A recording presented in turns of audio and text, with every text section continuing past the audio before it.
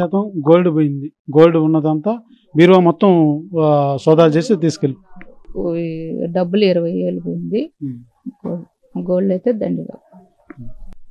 ఏదైతే పట్టపగలు మహిళలు ఒంటరిగా ఉన్న మహిళలను చూసి ఇంట్లో ఎవరూ లేని సమయం చూసి రెక్కి నిర్వహించి ఈ విధంగా పట్టపగలు అధికారులు అని చెప్పి మున్సిపల్ అధికారులు అని లేకపోతే మరి ఏ ఇతర డిపార్ట్మెంట్ సంబంధించిన వారు అని చెప్పేసి పట్టపొగలిలే చోరీ చేసేటువంటి కేటుగాళ్ళు అనేక రకాల ఎత్తుగడలతోటి ఈ రకం మోసాలకు పాల్పడుతున్నారని చెప్పాలి. అయితే ఒంటరిగా ఉన్న మహిళలు కావచ్చు, లేదా ఆఫీసులు అని చెప్పేసి ఎవరు లేని టైంలో వచ్చి మిమ్మల్ని మాటల్లో పెట్టి ఈ రకమైనటువంటి దోపిడీ చేసేటువంటి దోపిడీదారులు చాలా మంది ఉన్నారు. కాబట్టి ప్రతి ఒక్కరు కూడా మెలకువతో వహించాల్సిన అవసరం ఎంతైనా ఉందనే చెప్పాలి. ఏదైతే ఇవాళ మనం చూస్తున్నటువంటి ఈ పరిస్థితి కూడా మేము మున్సిపల్ అధికారులు అని చెప్పి ఆమెని ఇంటి ముందు నుంచి ఇంటి వెనక వైపు అటుపక్క ఇటుపక్క కొలతలు అంటూ మాటల్లో పెట్టి మరో వ్యక్తులు లోపలికి వెళ్ళి మొత్తం కూడా బంగారు కొంతవరకు నగదు దోపిడీ చేసినటువంటి పరిస్థితి